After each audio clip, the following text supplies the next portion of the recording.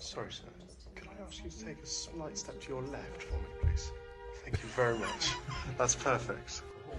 Right, let's have a little look at this. 'Twas the night before Christmas, when all through the house not a creature was stirring, not even a mouse. The stockings were hung by the chimney with care, in hopes that St. Nicholas soon would be there. The children were nestled all snug in their beds, while visions of sugar plums danced in their heads. And Mamma, in her kerchief and I in my cap, had just settled our brains for a long winter's nap.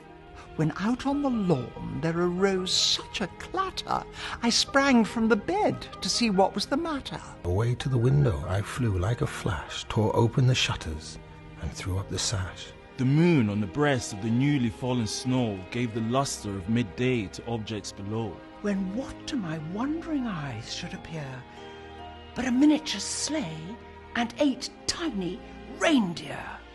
With a little old driver so lively and quick, I knew in a moment it must be St. Nick. More rapid than eagles his coursers they came. And he whistled and shouted and called them by name.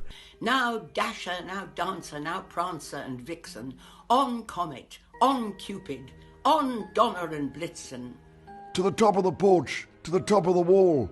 Now dash away, dash away, dash away all. As dry leaves that before the wild hurricane fly, when they meet with an obstacle mount to the sky. So up to the housetop the coursers they flew, with the sleigh full of toys, and St. Nicholas too. And then, in a twinkling, I heard on the roof the prancing and pawing of each little hoof. As I drew in my head and was turning around, down the chimney St. Nicholas came with a bound. He was dressed all in fur from his head to his foot, and his clothes were all tarnished with ashes and soot. A bundle of toys he had flung on his back, and he looked like a peddler just opening his pack. His eyes, how they twinkled, his dimples, how merry. His cheeks were like roses, his nose like a cherry. His droll little mouth was drawn up like a bow, And the beard on his chin was as white as snow. The stump of a pipe he held tight in his teeth. And the smoke, it encircled his head like a wreath. He had a broad face and a little round belly that shook when he laughed like a bowl full of jelly. He was chubby and plump and a right jolly old elf. And I laughed when I saw him, in spite of myself. A wink of his eye and a twist of his head soon gave me to know I had nothing to dread.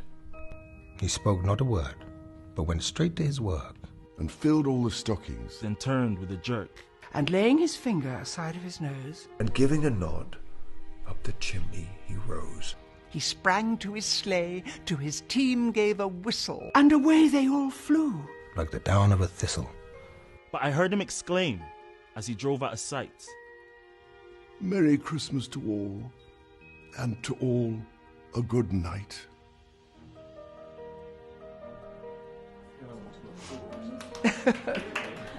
Thank you.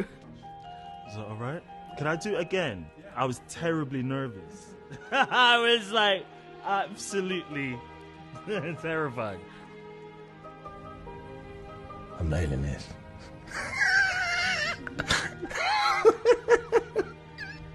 The Actors Benevolent Fund was founded in 1882 by Henry Irving, one of the foremost actors of his generation, with a promise to help those in the entertainment profession who had fallen on hard times. Today, the fund remains true to that promise, and during the ongoing coronavirus pandemic, our work has never been more important as we try to relieve some of the distress and difficulty so many of our colleagues are facing. Thanks to the kindness of our supporters, including our patron, His Royal Highness the Prince of Wales, the fund is playing its part to help. I hope you enjoy our reading of the poem "'Twas the Night Before Christmas," and I thank you for your support.